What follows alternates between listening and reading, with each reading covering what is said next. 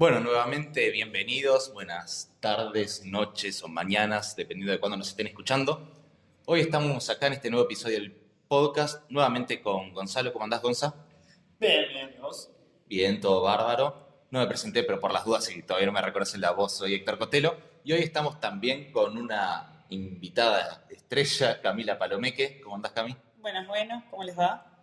Si le sienten la voz un poco nasal es por una quebradura de caballete. Cami es muy deportista, así que se valora doblemente el compromiso de estar acá.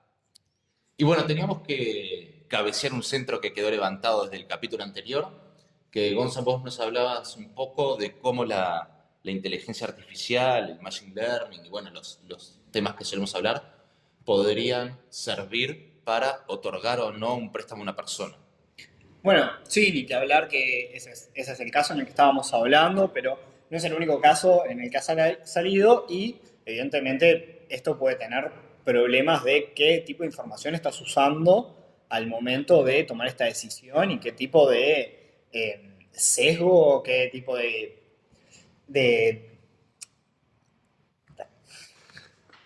Creo que tiene que ver con decisiones que limitan la accesibilidad a servicios de las personas. Entonces, a partir de ahí tenemos que tener en claro que en realidad si vamos a estar justamente decidiendo respecto a la vida de alguien, bueno, sobre qué factores estamos decidiendo. Y de eso es que vamos a tratar de hablar en el capítulo de hoy, un poco de qué consideraciones éticas hay que tener a la hora de hacer inteligencia artificial. Y justo nos viene como anillo al dedo un documento que largó la UNESCO, ¿sí? Que trata de regular un poco sobre cómo hay que garantizar transparencia en los funcionamientos de los algoritmos.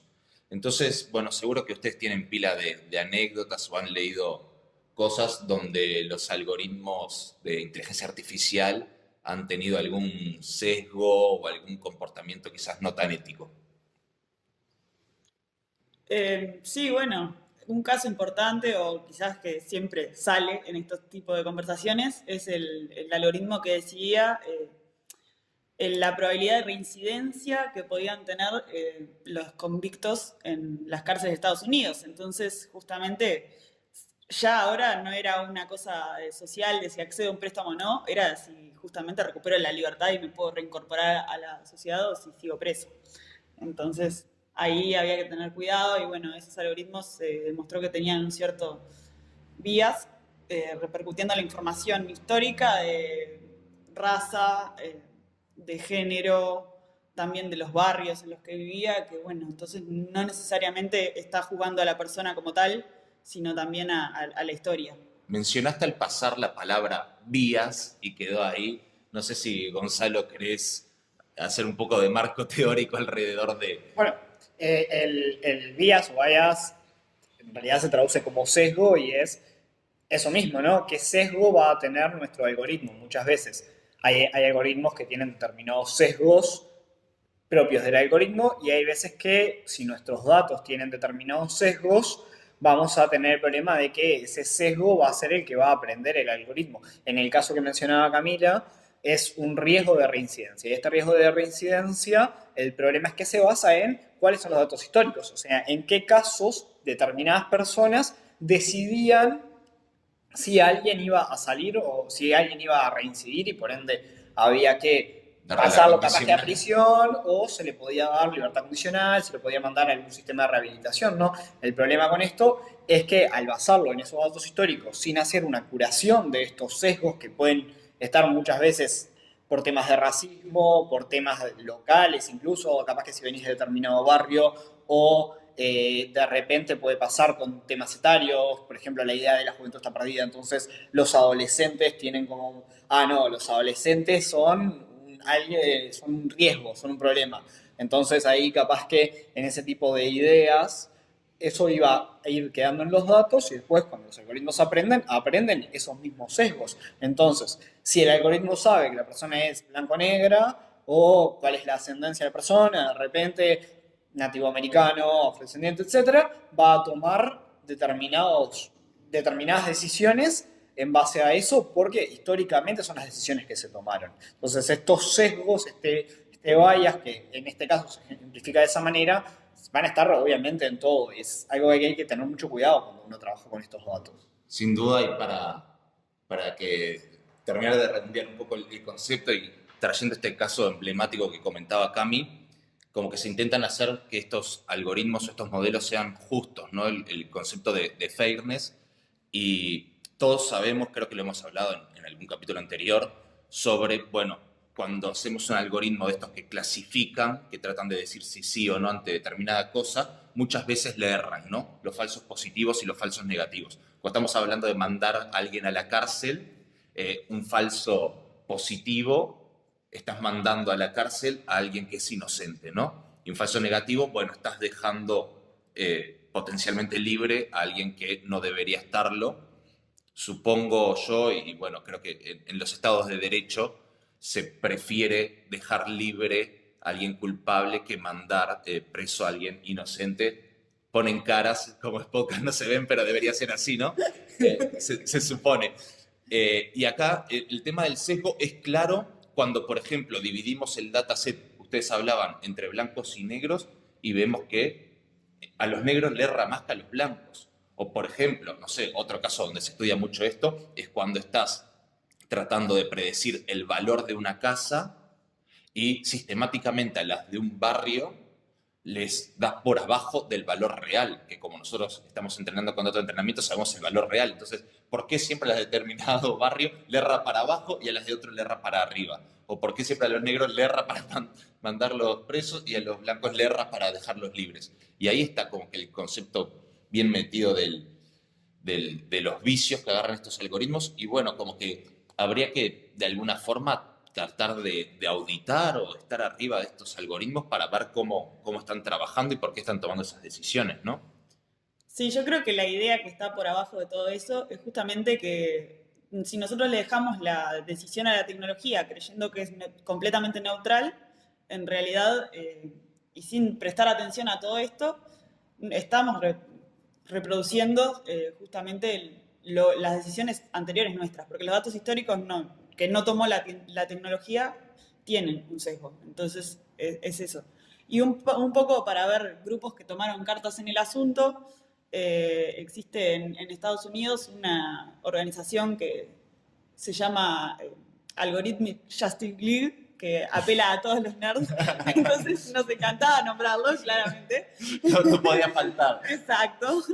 Y que lo que hizo surge a partir de, bueno, esto de encontrar errores en el reconocimiento facial, porque su creadora justamente es una persona, mujer negra, que cuando se ponía para que la reconociera un algoritmo, no le reconocía la cara, no la tomaba ni siquiera como persona. Y la misma se puso una máscara blanca al estilo Fantasma de la Ópera, o sea, ni siquiera era muy real a rasgos humanos, y a partir de eso la reconocía mucho mejor. Entonces, bueno, empezó a ver, justamente a mirar los datos y decir que había muy poca representatividad de personas de raza negra en los datos con los que fue entrenado el algoritmo y aún menos de mujeres.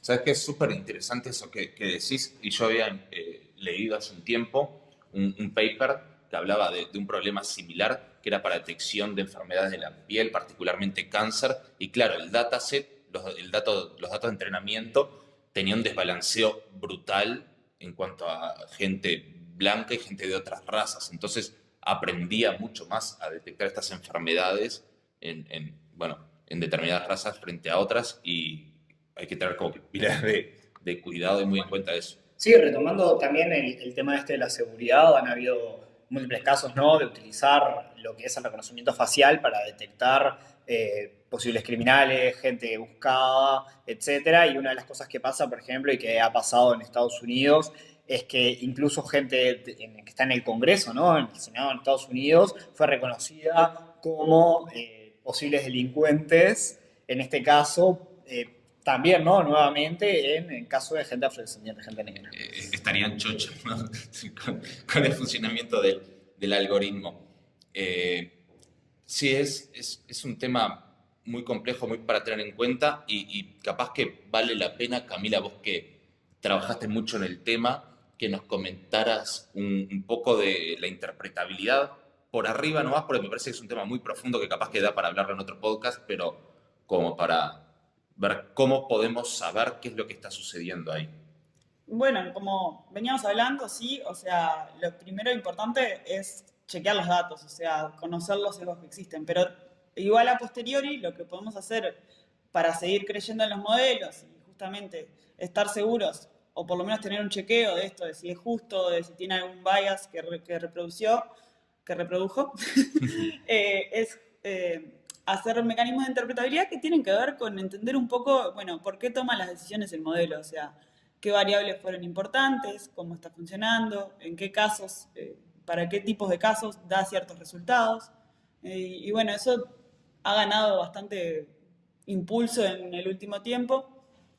Y hablando un poco de datos y etcétera, de lo que yo comentaba de la Liga de la Justicia, empezó una iniciativa para auditar los algoritmos de IBM, Microsoft y maybe de reconocimiento facial, y en 7 meses en los que ellos hicieron o sea, medían los errores con distintas razas, reducieron un 30% el error los algoritmos, solamente porque lo sacaron a la luz. Agitaron un poco el avispero.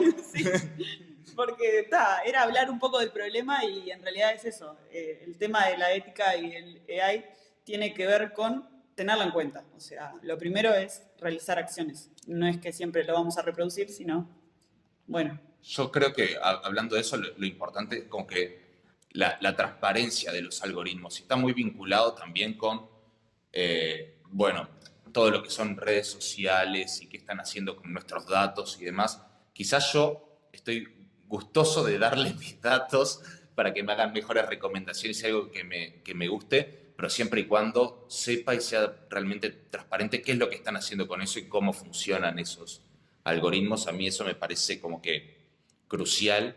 Y hay algo interesante que había visto hace poco, que uno podría decir, bueno, por ejemplo, lo había visto, estaba vinculado para las entrevistas laborales y cómo para determinados cargos los algoritmos podían tener más en cuenta a hombres que a mujeres que quizás estaban igual o más preparadas. Entonces dijeron, fácil, borramos la columna que indica el género y ya está. Pero el algoritmo era lo suficientemente astuto como para poder inferirlo a partir de otras variables. Entonces era como que súper interesante, que no es tan trivial como decir, bueno, entonces si esto me puede introducir un sesgo, lo borro, sino como que hay que laburarlo mucho más. Es una disciplina que, bueno, nosotros que estamos trabajando en esto hay que tenerlo como que siempre muy, muy presente. Sí, ni que hablar que todo lo que es esto de ética me parece que es algo que tiene que arrancar desde el principio, cuando uno se va a poner a desarrollar ya y como un poco también como gran conclusión de todo esto, es que tenemos que tomarlo en cuenta desde antes, ¿no? Está bueno llegar a la auditoría y validar que esto no pasa, pero ya en el proceso de construcción, desde el dataset, al algoritmo, el entrenamiento, etcétera, me parece que es algo que tenemos que ir ya cuidando bien desde el principio, lo que es el fairness, que saber y después cómo se va a aplicar también. No podemos dejar que esta inteligencia artificial tome decisiones, como decía Camila. Bueno, está bien, puede ser un apoyo, pero hay que tener cuidado para entender ese apoyo. De ahí me parece que también es importante que cuando se desarrolla IA no sea un equipo capaz que solo de ingenieros, ¿no? Que a veces uno como ingeniero tiene como incluso sus sesgos respecto a la idea de los datos y de la información. Me parece que es importante incluir gente. Bueno, en este caso, en realidad es un muy buen ejemplo porque tenemos a Camila, que no viene del palo de la ingeniería. Sí, o sea, yo vengo más del palo de estadística, incluso con formación en economía, entonces siempre estoy pensando un poco en el cliente y en el uso que le vamos a dar ya hasta del lado de marketing. Pero eso también es como hablar un poco también con los usuarios que lo van a usar justamente y en los casos para tenerlo en cuenta de qué posibles implicaciones tiene el uso de los modelos en el mundo real. A mí me ha pasado en más de un cliente de ir con un modelo bastante sofisticado, pero bastante poco interpretable y que, para hablar en criollo, embocaba muy bien, pero se terminaron decidiendo por una regresión logística o lo que sea, porque uno ahí tiene los coeficientes y entiende cómo está calculando realmente qué es lo que está sucediendo ahí. Y no es para nada menor, habla un poco del fairness, de tratar de entender, de poder auditar. Y bueno, hablando de esto también, había visto hace poco que estaba muy en boga con el tema del COVID, los trackers de personas, que fue bastante escandaloso, porque bueno, che, van a saber dónde estoy todo el tiempo y con quién ando y con quién hablo, y